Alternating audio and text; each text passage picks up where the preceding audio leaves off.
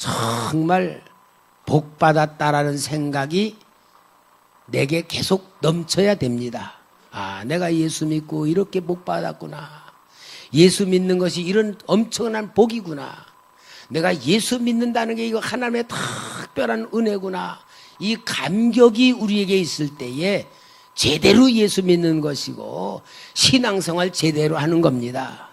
예수 믿으면서 기쁨도 없고 예수 믿으면서 감사도 없고 예수 믿으면서 아무런 느낌이 없다면은 뭐에 빠져 있는 거예요?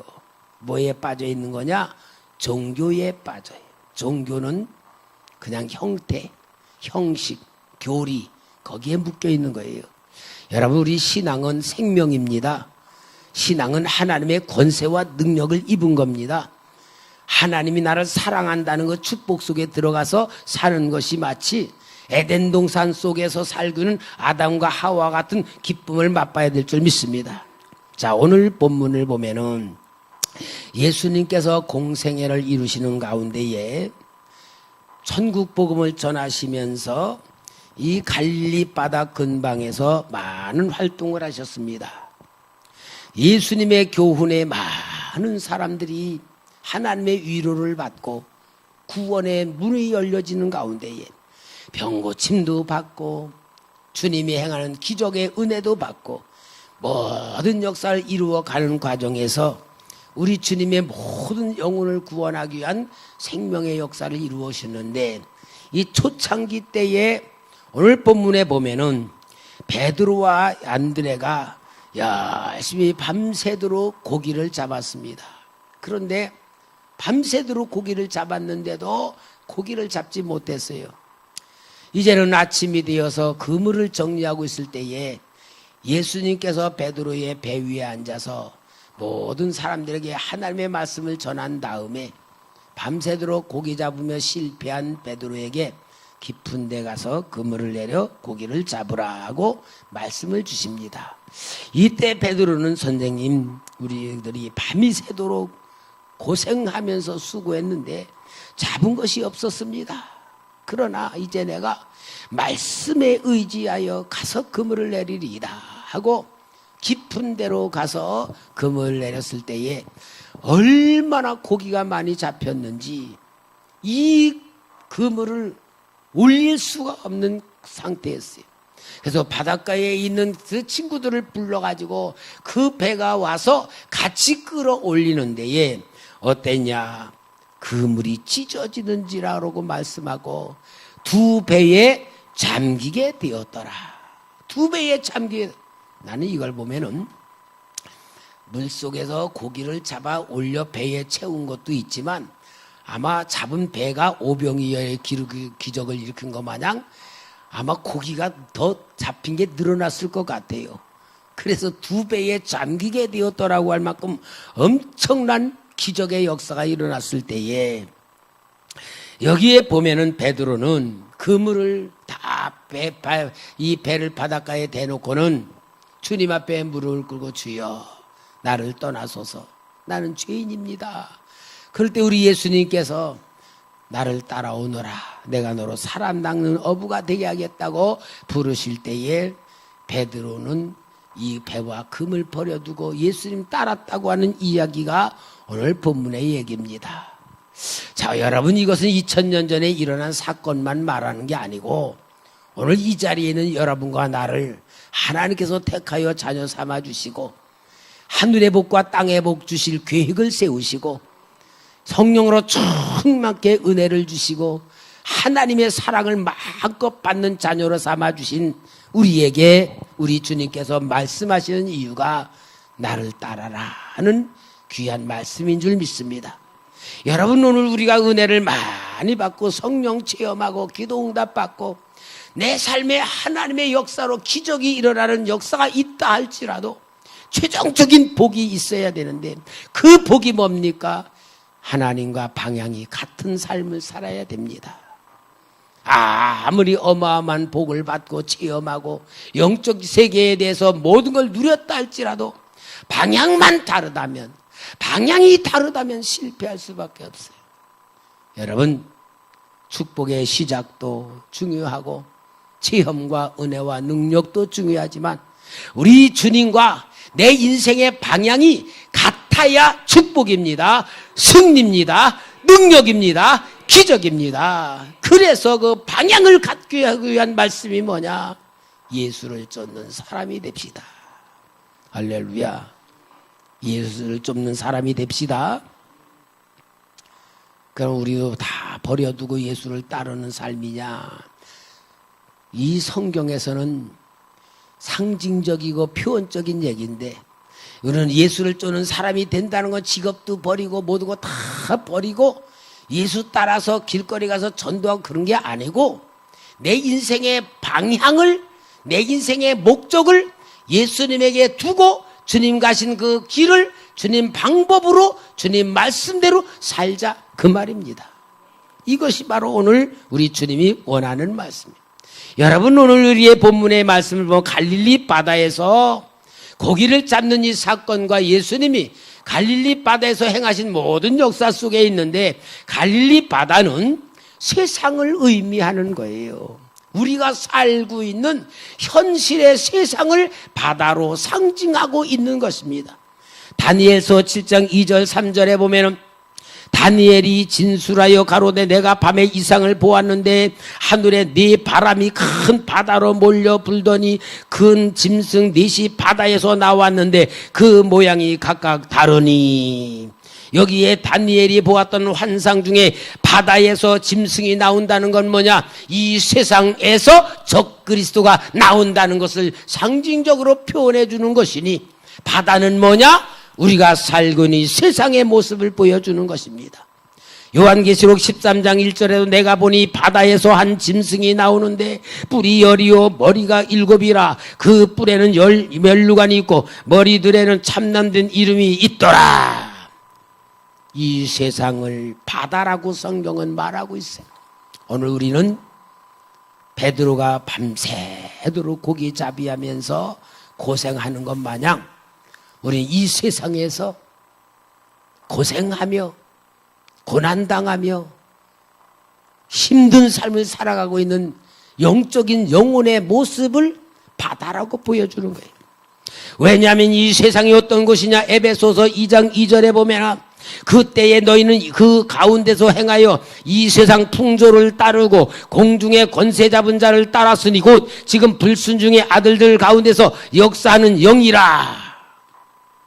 이 세상 모두가 악한 영이 지배하고 공중 권세가 잡고 있고 세상의 모든 통치가 이루어지고 있는 이러한 상태를 영적인 상태를 바다라고 말씀하고 있는데 여러분이 우리가 이 세상에서 살면서 우리는 지식으로나 경험으로 성공할 수 없는 세상을 바다라고 표현해 주고 있어요. 베드로와 안드레 야고보와 요한은 어부들입니다. 그들은 평생 고기 잡는 갈릴리 바다에서 잔뼈에 굵은 사람들이에요.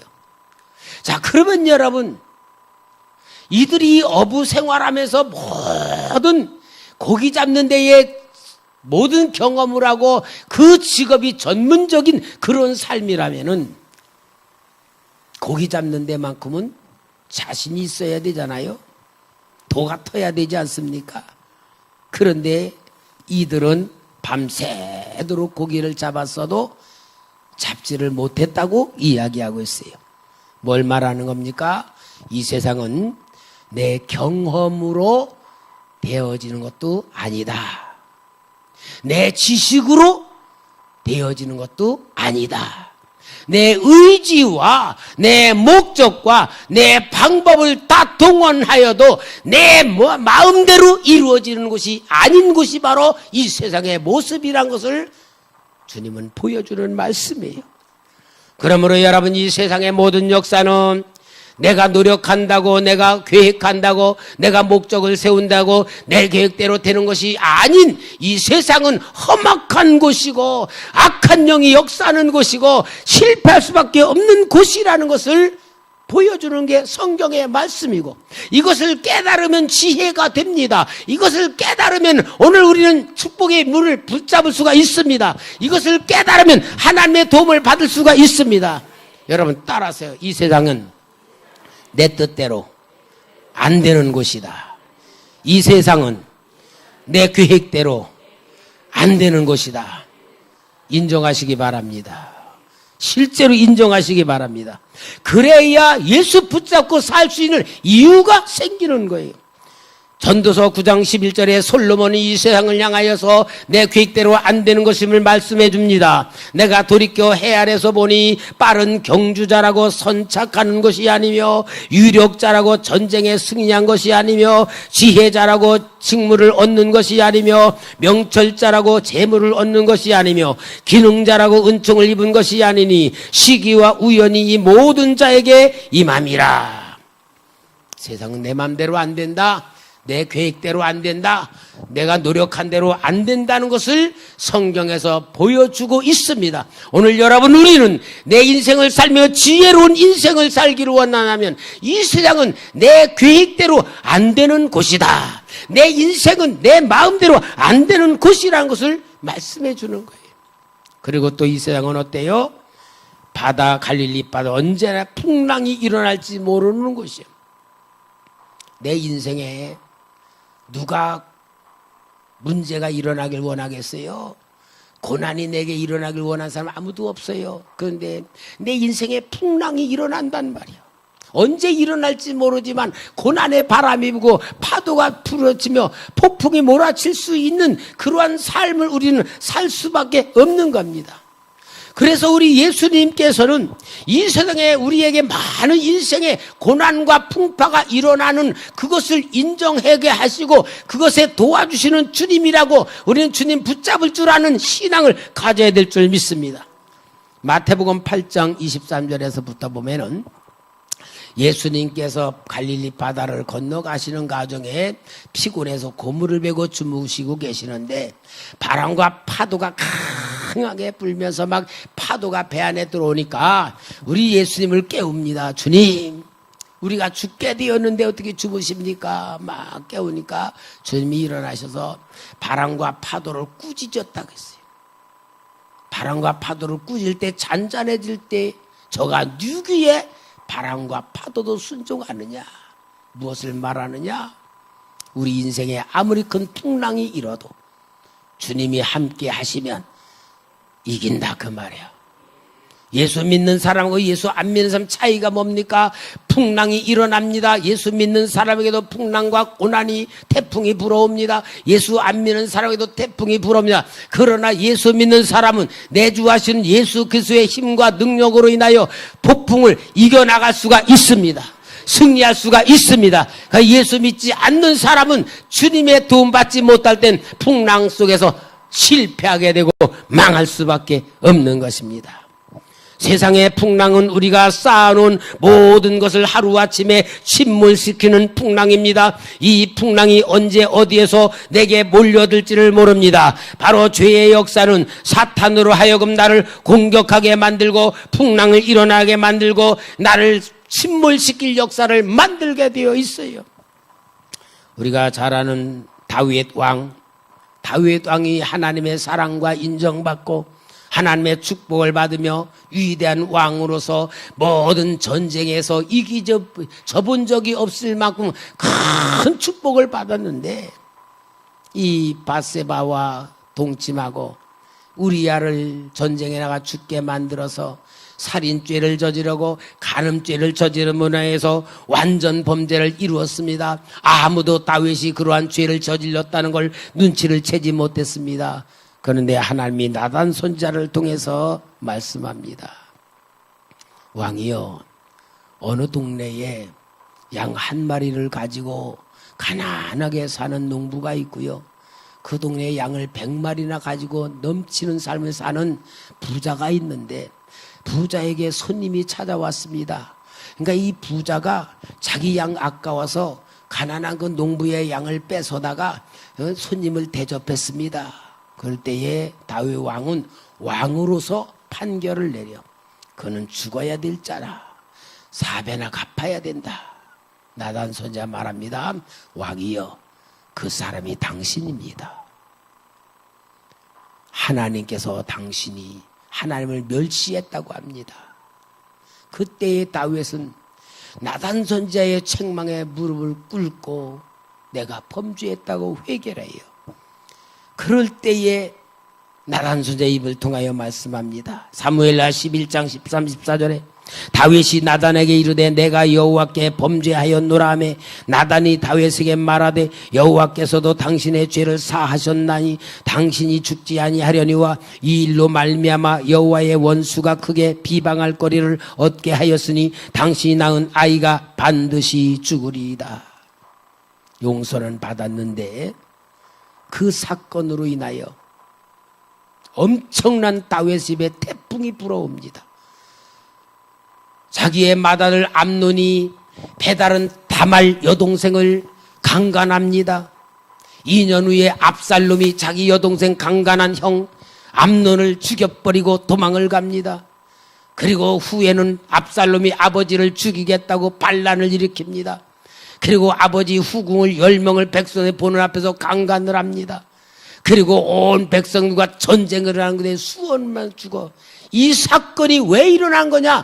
다윗이 밧세바 사건, 우리아를 죽인 간음과 살인 사건으로 인하여 나타난 죄악의 역사였다는 것을 보여주고 있어요. 그러니까 오늘 우리 예수 믿는 사람들이 오해를 해요. 예수님 십자가에 달려 돌아가서 우리의 모든 죄를 사하셔서 이제 우리는 죄사함을 받았다. 그게 은혜인데 거기에다 어떻게 생각하냐? 죄 짓고 회개하면 되지. 죄 짓고 회개하면 되지. 근데 여러분, 죄 짓고 회개하면 되는 건 원리입니다. 죄를 지어서 하나님은 예수님의 십자가 보혈로 용서는 해주지만 죄에 대한 책임이 따르는데 이 책임이 뭐냐? 엄청난 가정에 풍랑이 불든지 태풍이 불든지 비바람이 불든지 사탄이가 그걸 가지고 우리를 완전히 몰살시키려는 역사가 따른다는 것을 모르기 때문에 그래. 죄 용서 받는 게 끝나는 게 아니고 죄책이란 게 따르는 거고 사탄의 공격이 오는데 여러분, 우리는 이러한 것이 이 세상에서 풍랑으로 오는 거예요. 영적인 성도는 죄가 무서운 줄 알아야 되고요. 죄를 지려고 하다가 죄의 결과가 어떻게 오는 줄 깨달아야 되는 것이고, 그 다음에 이런 것으로 인하여 오는 태풍이 있다는 걸 우리가 알 때에 정말 우리는 명철한 지혜 가지고 거룩한 신앙생활, 깨끗한 신앙생활로 자기를 만들어갈 줄 믿습니다.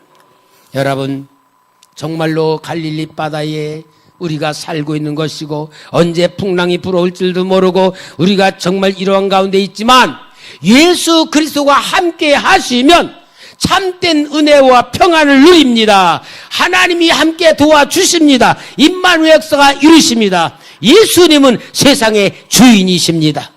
예수께서 세상에 오신 것은 구원하기 위한 것이요, 병든 자를 고쳐주시고 가난한 자에게 복음을 전파하신 것은 하나님의 사랑의 역사를 나오는 것입니다. 이러한 모든 것에서 우리 예수님께서 오늘도 우리를 향하여 주신 말씀이 수고하고 무거운 짐진 자들아 다 내게로 오라, 내가 너를 쉬게 하리라. 여러분, 우리가 이 세상을 바다라고 인정하고 고난과 풍랑이 일어나고 우리의 계획대로 안 되고 우리의 원하는 대로 안 되는 이 세상이라는 걸 깨끗이 인정할 때에 신앙이 살아나는 겁니다. 하나님의 은혜가 무엇이 깨달아진 줄 믿습니다. 그래서 우리는 예수 믿는다는 것이 복 중에 복입니다. 예수님은 능력입니다. 예수님은 권능입니다. 예수는 문제 해결입니다. 예수님은 구원자이십니다. 예수 그리스도와 함께하여 승리하는 삶이 되어야 될 줄 믿습니다. 그러므로 인하여 여러분, 우리는 예수님은 온 세상을 알고 계시며 통치하고 계시는 분이 오늘도 나를 구원하고 나를 도와주시고 나와 함께하기를 원하십니다. 여기 베드로에게 깊은 데로 가서 그물을 내려 고기를 잡으라 명하신 것은 막연한 우원의 역사가 아니라 예수님은 진짜 세상의 주인이심을 이 베드로에게, 야고보에게 보여주시는 역사였던 것입니다. 우리 예수님 행하신 모든 역사를 보면은 모르는 게 없으신 분이잖아요. 베드로가 이 성전에 이렇게 들어갈 때에 성전 세 받는 사람이 성전 세 내라. 그러니까 베드로가 주머니 돈이 없었나 봐요. 낼 거다. 그러고서는 주님에게 갔는데 주님이 그러는 거예요. 왕의 아들이 세금 내냐 안 내냐? 안 냅니다. 그래 우리는 세금 낼 필요가 없지만 저들에게 본이 되기 위해서 세금 내야겠다. 너 낚시 가지고 가서 저 바다에 낚시를 던지면은 물고기 하나가 올라올 건데 그 입을 열면은 한 세겔의 돈이 나올 거다. 그거 가지고 너하고 나하고 성전세에 바쳐라. 그래서 베드로가 갈릴리 바닷가 그 호숫가에서 낚시를 던지니까 큼직한 고기가 하나 잡혀와요. 근데 그 입을 열고 보니까 한 세겔의 동전이 들어있는 거예요. 이건 뭘 말하는입니까? 예수님은 모르는 것이 없으신 하나님이시다. 그분이 누구와 함께 계셔요? 나와 함께 계신다. 여러분, 우리 진짜 예수 잘 믿으려면은 항상 예수님이 나와 함께 계시는 걸 인정해야 돼. 깨달아야 돼요. 내가 내 자신에게 계속 말해야 돼. 전능하신 예수님 나와 함께 계시는 걸 믿습니다. 예수님 나를 사랑하심을 믿습니다. 예수님 모든 문제 해결해 주시는 분을 믿습니다. 자, 이렇게 믿고 고백을 하는 가운데에 정말 예수님이 내 안에 계시다면 말씀대로 순종하면은 하나님의 역사가 일어납니다. 여러분, 예수님 말씀 그대로 순종하면 하나님이 책임져 주시는 겁니다. 예수를 쫓는 사람이 된다는 의미가 무엇이냐? 예수님 말씀대로 순종하고 살아가는 삶을 말하는 겁니다. 오늘 여러분, 우리 예수님께서 우리에게 주시는 것은 우리 주님이 우리와 함께 하시는 것을 느끼기를 원합니다. 체험하기를 원합니다. 증거되기를 원합니다. 깨닫기를 원합니다. 그래서 우리는 신앙 훈련은 무엇입니까? 하나님 입장에서, 예수님 입장에서 생각할 줄 알고 말할 줄 알고 행동하면은 체험이 됩니다. 결과가 나옵니다. 능력이 나옵니다. 믿어집니다. 경험합니다. 이것이 신앙생활의 본질의 모습입니다. 요한복음 20장 31절에 오직 이것을 기록하면 너희로 예수께서 하나님의 아들 그리스도이심을 믿게 하려 함이요 또 너희로 믿고 그 이름을 힘입어 생명을 얻게 하려 함이니라. 여러분, 말씀에 순종한다는 것은 예수님께서 책임지게 내 인생을 맡긴다는 것입니다. 여러분, 순종하는 삶이 예수님 쫓아가는 삶입니다. 순종할 때 예수님이 책임져 주시는 겁니다. 고난이 올 때에, 내가 어려운 시련에 닥칠 때에, 절망의 구덩이에 빠졌다고 느낄 때에, 우리는 내가 할 수 있는 게 아무것도 없다고 느낄 때에 예수 이름만 부르십시다. 예수님만 붙드십시다. 예수님만 따라가십시다. 주님께 맡겨드립시다. 내게 해결할 수 없으니까 예수님께 맡겨드립시다. 그러면 예수님께서 나를 이끌어갈 줄 믿습니다. 여러분, 문제 해결이라는 것을 우리가 잘 이해를 해야 돼요. 문제 해결이라고 하는 것은 예를 들어서 내가 엄청난 빚에 빠져버렸어. 빚에 빠져버리면은 우리는 어떻게 생각하냐면은 주님께 기도해서 주님이 돈을 줘가지고 그 빚을 갚게 만드는 게 문제 해결이라고 생각해. 그죠? 또 내가 병이 걸렸어. 기도하면은 내 병이 고침받는 것이 문제 해결이라고 생각을 하는 거예요. 우리 다 문제 해결되는 거다. 하나님의 도움 받아서 역사하면 그렇게 뭐가 해결되는 것이 우리 주님이 해주시는 역사라고 믿어지는데 영적으로는 그게 아니에요. 그게 아니고 내가 부채로 인하여 고통을 당하고 있어. 근데 주님 앞에 기도하는데 주님이 그 빚을 갚아주질 않아. 주님이 그렇게 빚 갚아주는 게 아니고 그 고통에서 위로해 주시고 평안과 기쁨을 주시고 그거를 돌파해 나갈 믿음의 능력과 은사로 함께 하셔서 그걸 견디어 나가게 하는 거예요. 그러면서 주님이 동행할 때에 시간이란 것이 흘러가는 과정에 그 문제가 해결되게 만드는 거예요. 잘 깨달으시기 바랍니다. 우리가 이 육신적인 차원과 주님의 역사하는 방법이 달라요. 내 몸에 병이 들었는데 이 병을 고쳐달라고 기도를 하면 이 병이 떠나가는 수도 있지만 거의 다 하나님 역사하는 방법은 뭐냐? 내가 그 질병 속에서 질병을 짊어지고 꾸준히 주님과 동행하며 살아갈 때에 어느덧 나도 모르는 사이에 건강으로 회복되는 것이지 그냥 거기서 즉시 떠나가는 역사가 많지 않아요. 왜 그러느냐? 왜 그러느냐? 우리 주님을 쫓는 삶을 만들기 위하여 일으키신 사건이기 때문에, 만드신 역사이기 때문에 주님의 방법대로 해결되어 가는 거예요. 그래서 여러분, 우리가 예수 믿는다고 할 때에 육신적 중심을 가지고 육신적 생각으로 문제가 해결된다고 생각하면 실망할 때가 많아. 그러나 하나님의 본 마음을 알고 아버지의 뜻을 알고 하나님 방법을 알면 주님이 동행하면서 이기는 방법이 문제 해결이냐? 평안을 줍니다. 위로를 줍니다. 담대함을 줍니다. 인내를 줍니다. 그래서 기도하며 주님과 함께 가도록 만드는 것이 주님의 방법입니다. 우리 예수님께서는 모든 것 우리 문제를 해결해 주십니다. 그러한 해결하는 방법은 육신의 차원이 아니라 하나님 방법이다, 그 말입니다. 할렐루야. 여러분, 구원은 예수께서 주시는 겁니다. 믿음과 순종은 주님의 것으로 받는 방법입니다. 이것이 축복의 열매가 되는 겁니다. 진정으로 예수를 만나고 구원 얻은 사람들은 자신의 한계점을 알고 자신의 무능력을 알고 자기의 무지함을 알고 자기가 죄인임을 알고 주님을 붙드는 것이 구원입니다. 주님을 의지하는 것이 구원입니다. 주님에 따라가는 것이, 그것이 주님의 방법입니다. 할렐루야. 여러분, 오늘 우리 본문을 보면은 육신적으로 한번 이 본문을 한번 해석 좀 해봐요. 우리는 그렇게 하죠. 베드로는 밤새도록 고기를 못 잡았는데요, 예수님이 깊은 데가 걸어 그물을 내려 잡으라 그랬습니다. 이 베드로는 순종했습니다. 믿음으로 순종해서 고기를 엄청 많이 잡았습니다. 그래서 베드로는 순종을 통하여 엄청난 축복을 받았습니다. 설교가 그렇게 나와야 돼. 왜? 순종해서 복 받았으니까. 근데 그게 아니고 베드로는 고기 다 잡아놓고 어떻게 했어요? 주여 나는 죄인입니다라고 하놓고서는 배도 버리고 그물도 버리고 예수님 따라 버렸어.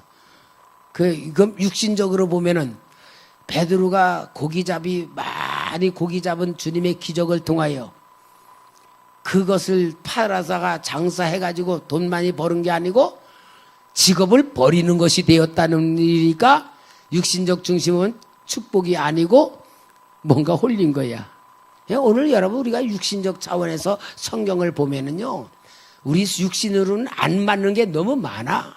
그러니까 우리가 영적은 보고 하나님의 그 역사와 하나님의 입장에서 생각하며 하나님의 뜻을 깨달을 때에 생명이 되고 은혜가 될 줄 믿습니다. 그러니까 베드로는 바로 고기잡이를 통해서 무엇을 깨달은 겁니까? 예수님을 발견한 거예요. 예수님을, 이분은 하나님이시구나. 이분은 전능하신 주님이시구나. 이분을 따라야 내 인생이 살겠구나. 이분 따르는 게 내 인생의 복이구나라고 가치관이 정립이 되고 목적이 정확하게 이루어지고 그는 새로운 삶이 시작되었다는 거, 이게 축복이고 이게 지혜고 이게 능력입니다. 오늘 우리 사랑하는 성도 여러분, 정말 우리가 예수를 믿으면서 내가 갖고 싶은 걸 갖는 게 아니고 가지고 싶은 걸 버리는 것이 주님을 따르는 가치관의 변화입니다. 삶의 목적입니다. 삶의 방법입니다. 우리는 주님의 마음을 아는 예배가 되어야 될 줄 믿습니다. 주님의 뜻을 아는 신앙이 되어야 될 줄 믿습니다. 무엇을 말합니까? 예수님은 베드로에게 그런 기적을 체험시킨 목적은 예수님이 누구신지를 알고 예수님을 따라감으로 인하여 베드로의 인생을 완전히 새롭게 만들어 주시고자 하는 목적과 계획이 있었다, 그 말입니다. 할렐루야. 오늘 여러분, 오늘 우리 인생이 교회 나와 예배 드리는 것으로서 오늘 우리 신앙의 모든 것이 되는 게 아니고 예수님 만나고 예수님 체험하고 예수님을 통한 내가 변화돼야 되고 내 인생의 목적과 내 인생의 방향이 확실하게 만들어지는 축복이 진짜 축복입니다. 아멘. 그러므로 여러분, 베드로는 육신의 사람에서 영적인 사람으로 변화되는 주님의 역사 속에 따라오게 되었습니다. 고기 잡는 어부의 삶은 가치와 의미를 볼 때에는 아무것도 아닙니다. 직업의 노예가 되고 물질의 노예가 되고 육신으로 사라져가는 슬픈 삶을 살 수밖에 없지만, 이제 예수님을 따름으로 인하여 사도의 삶이 시작됩니다. 변화의 삶이 됩니다. 하나님 나라 세우는 일꾼이 되는 겁니다. 이 놀라운 역사를 우리 주님이 베드로에게 주신 겁니다. 오늘도 우리 인생의 확실한 목적이 설정되기를 바랍니다. 방향이 확실히 정해지기를 바랍니다. 예수밖에 없습니다. 예수가 최고입니다. 예수님이 내 생명의 주인이십니다. 할렐루야. 요한복음 3장 5절, 예수께서 대답하시되 진실로 진실로 내게 이르노니 사람이 물과 성령으로 나지 아니하면 하나님 나라에 들어갈 수 없느니라. 예수님께서 부르신 모든 사람은 변화를 시켰습니다. 변화된 삶을 살았습니다. 영원한 가치관을, 영원한 한 나라를 세우는 일꾼으로 만들어 주셨습니다. 정말 주님이 부르신다는 것 같이 큰 축복이 없어요. 여러분, 주님의 부르심에 아멘 하시고, 오늘도 여러분 인생의 목적이 확실히 설정되고 하나님께서 주는 은혜와 복을 받는 그릇들 되기를 주의 이름으로 축원합니다. 핍박자 사울을 부르시고 변화시켜주신 주님의 사랑으로 위대한 사도 바울이 복음 전파자가 되었습니다. 그를 부르실 때에 그는 핍박자였습니다. 아나니아를 통하여 그에게 주님의 말씀을 전합니다. 사도행전 9장 15절에 주께서 이르시되 가라, 이 사람은 내 이름을 이방인과 임금들과 이스라엘 자손들에게 전하기 위하여 택한 나의 그릇이라. 얼마나 위대한 주님의 말씀이에요. 사도 바울만 그렇게 부른 게 아니고 오늘 우리 인생을 하나님이 그렇게 계획을 세워놓고 있습니다. 하나님의 부르심은 후회하심이 없습니다. 하나님의 부르심에는 우리는 아쉬운 게 없습니다. 정말 우리가 인생이 예수를 쫓는 삶을 만드는 여러분이 위대한 선택이 되기를 바랍니다. 위대한 결단이 되기를 바랍니다. 위대한 하나님의 축복이 되기를 바랍니다. 참 저도요, 예언 기도하는 분들이 다 목사가 될 거라 그럴 때 그렇게 그게 싫더라고요. 목사님 어려서부터 보니까 너무 가난하게 살고요, 너무 고생하고, 나도 고생했는데 그런 고생 또 하라고 억울해서 못하겠다, 그런 생각 가졌는데요, 주님이 직접 말씀 주셔서 그 말씀대로 억울하지만 슬프지만 괴롭지만 순종할 수밖에 없다. 이게 내 팔짱가 보다. 그리고 주님 따라서 내가 살아 이제 목사가 되고 보니까요, 얼마나 주님이 나를 사랑하셨기에 불러주셨는지, 예수 믿고 정말 주의 종으로 산다는 게 얼마나 큰 축복인지 가면 갈수록 더 감사가 되고 기쁨이 되고요. 이번 주간에 우리 성도님들이 사랑해 주신다는 그 사랑을 받으면서 온 가족이 함께 할 때 얼마나 행복한지, 정말 여러분들이 이 사랑해 주신다는 그 사랑을 느낄 때 얼마나 감사한지 기쁘고 행복한지, 정말 우리 성도님들 너무 고맙고 감사해요. 여러분들이 주의 종을 섬겨주시고 사랑해주는 그 사랑을 먹고 지금까지 살아오는 걸 볼 때에 주님을 쫓는 삶이 얼마나 귀한 것인지 다시 한번 느껴지며 갈수록 더 느껴지는 거예요. 그러니 얼마나 복된 삶인데, 사랑하는 성도 여러분, 저는 목회자의 길로 주님을 쫓았지만 여러분들은 세상에 향한 빛과 소금으로서 주님을 따르시고 주의 말씀이 여러분의 역사하시고 하나님의 지혜가 나타나시고 주의 능력이 나타나고 하나님의 살아있는 역사가 나타나는 귀한 증인들 되시기를 주의 이름으로 축원합니다. 구원받은 사람의 영혼이 얼마나 귀한지, 구원받은 사람의 영혼을 구원하는 사람이 되는 겁니다. 사람들은 축복의 사람이 되기를 바라면서 사명을 모르기 위해 축복을 받고 실패를 합니다. 그러나 진정한 축복은 자신만을 위한 축복이 아니고 다른 사람을 구원하기 위한 하나님의 축복과 은혜와 사랑이라는 걸 깨달을 때에 우리는 사명자로 변화되는 것인 줄 믿습니다. 영원한 천국을 얻으며 하나님의 천국을 전파하기 위하여 이 사도 베드로를 부른 것 같이 오늘도 우리를 쓰시기를 원하시며 부르신 줄 믿습니다. 예수를 쫓는 사람이 됩시다. 예수를 쫓는 인생이 됩시다. 주님에 대한 정확한 목적을 세웁시다. 우리 인생의 목표를 세웁시다. 예수가 그리스도이시고 나의 생명입니다. 나의 하나님이십니다. 나의 능력자입니다. 그분이 내 안에 계십니다. 성령의 음성을 듣고 성령의 인도를 받고 성령의 감동을 받으며 내 육신의 현실에 묶이지 말고 낙심과 좌절에 빠지지 말고 주님의 위로와 사랑으로 돌파해 나갑시다.